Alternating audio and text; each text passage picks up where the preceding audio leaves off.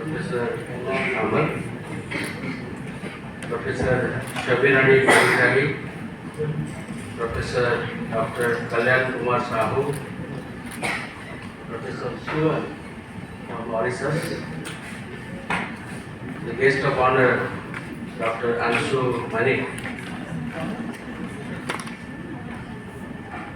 Professor Surajit Mohanty, and young man, Engineer Durga Prasad Dutt. In fact, about 10-15 years back, when I used to commute every day from Bhubaneswar to Cuttack, I used to be pleasantly surprised to see the number of buses painted DRIEMS and flying all over. I wish that someday I would like to see that institution, and fortunately with the invitation that I got from the organizer of this international conference, I could in my own eyes see the institution, a group of institutions in a sprawling campus located in an area of 128 acres. I must compliment the vision of Sri Pramod Rath, and I always feel that some of us, not all of us, would have they will be ahead of us and they will have vision and they will do things which most of us are not capable of. So I must thank Sri Pramod Rath and his family and the young man who had a lot of passion and zeal to take me around.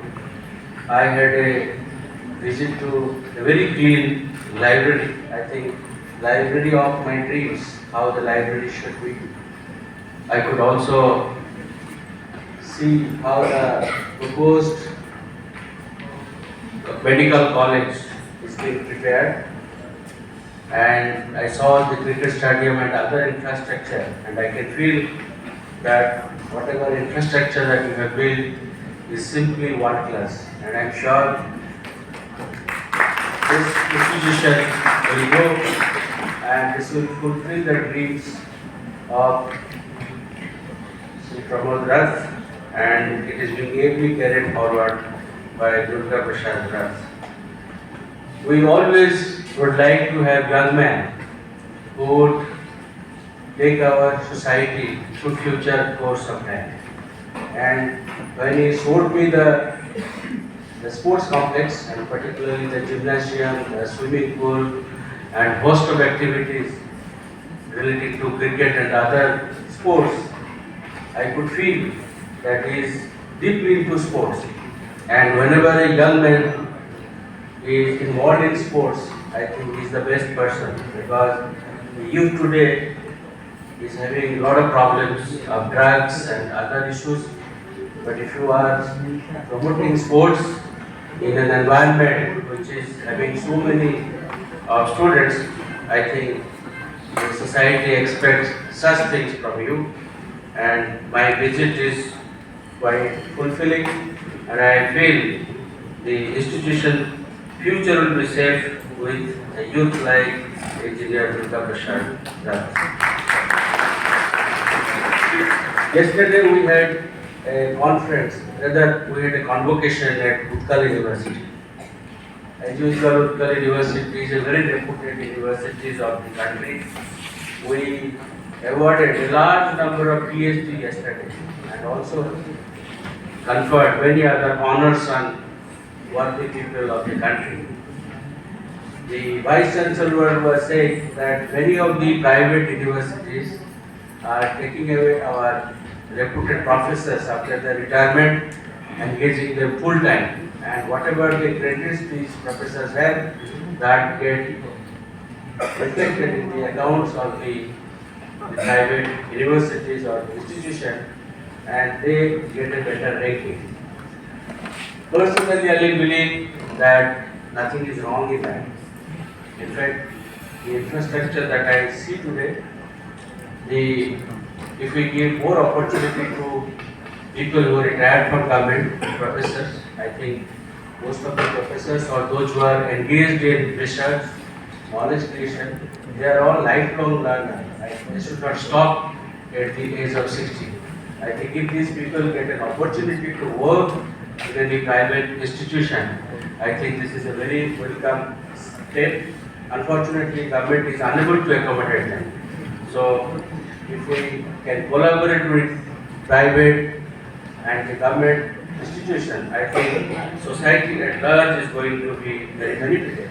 And this organization of this conference is a testimony because I see the researchers from the private and government institution both are here and doing a wonderful work. One of the concerns Sri Durga Raj expressed me while we had a discussion that the computer science branches are drawing more number of students and many of the seats in civil engineering and other traditional engineering streams are lying vacant. This is nothing unusual because change will always take place.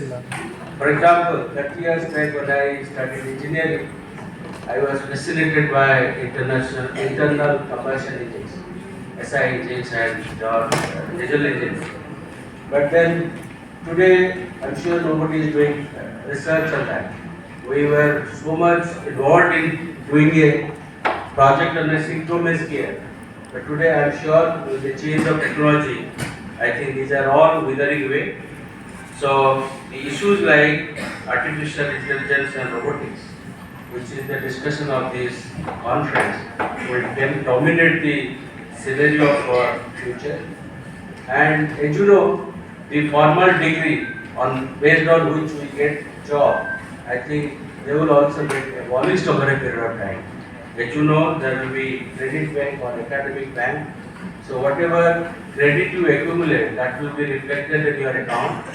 Once you take up a job, I think there will be challenges for you to acquire new skill. You could be a mechanical engineer, but your job might require a certain understanding of civil engineering. You might have to do a course.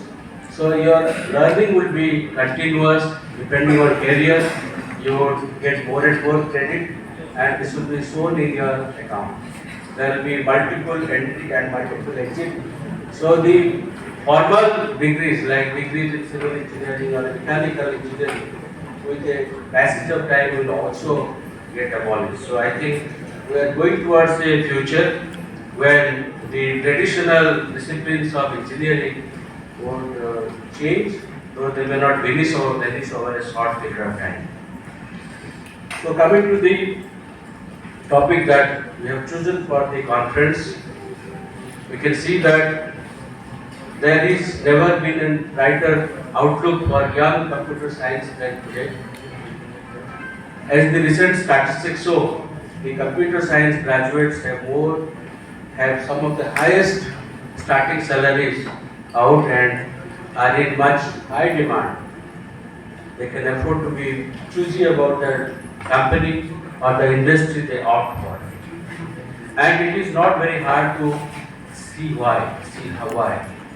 Technology has been growing so exponentially over recent years that there has been a steadily increasing demand for the bright graduates to come in and help transform in areas ranging from data infrastructure to cyber security. There are certain trends which are forming such industries, namely artificial intelligence and robotics.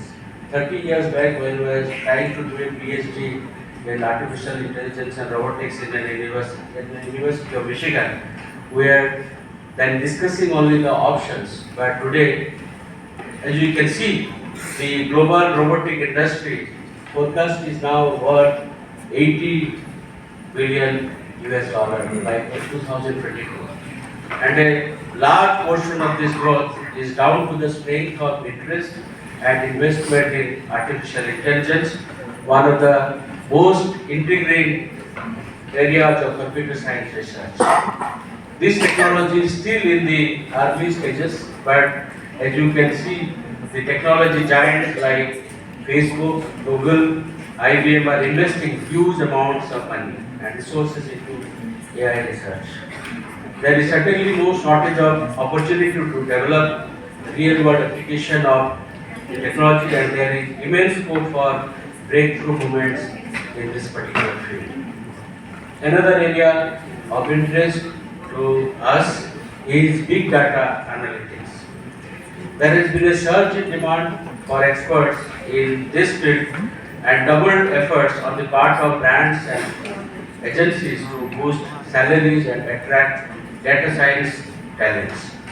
From banking to healthcare, big data analytics is everywhere, as companies are increasingly attempting to make better use of enormous data sets they have in order to personalize and improve their services. One of the interesting areas is computer-assisted education. The use of computers and software to assist education and training. Computer-assisted education brings many benefits and has many uses. For students with learning disabilities, for instance, it can provide personalized instruction and enable students to learn at their own pace, free the teacher to devote more time to each individual. The field is still growing but promising, with many educators praising its ability to allow students to engage in active and independent and play-based learning. Another fascinating area is bioinformatics. Application of big data, bioinformatics, or the use of programming and software development to build enormous data sets of biological information for research purposes. There is enormous potential. Linking big pharma companies with software companies, bioinformatics is growing in demand and offers good prospects for computer science researchers and graduates interested in biology, medical technology, pharmaceuticals, and computer-based information. The fifth most important area is your cyber security, because cyber security jobs are predicted to grow by 28% between 2016 to 2026, much faster than average of all occupation, and raising concerns about shortfall in qualified graduates. We live in a hyper-connected world in which absolutely everything, data protection is no longer optional for either individual or nations, making this another growing strand of computer science research. I am hopeful these areas of interest should be also looked into by the public and private institutions which are engaged in computer science in Odisha as well. Now, the role of computers in daily life and economy is growing over years, and this trend is only expected to continue for foreseeable future. Those who learn and master computer science skills are expected to enjoy increased employment opportunities and more flexibility in their future, though India currently produces very few specialists to meet future employment demands. So there is a need that we must expose our school children to computer education from the early days. I am sure the initiatives have been taken in certain parts, but a comprehensive computer education in the schooling years is definitely give the society to an edge so that we remain prepared to meet the future. I would not like to talk more on this subject because we have experts who have gathered here, and for the last 2 days they have been discussing on this topic. I must thank the organizer for having invited me. I am really very happy that this occasion has been very fruitful, and I am hoping to see the day when DRIEMS should be declared as a university. Thank you.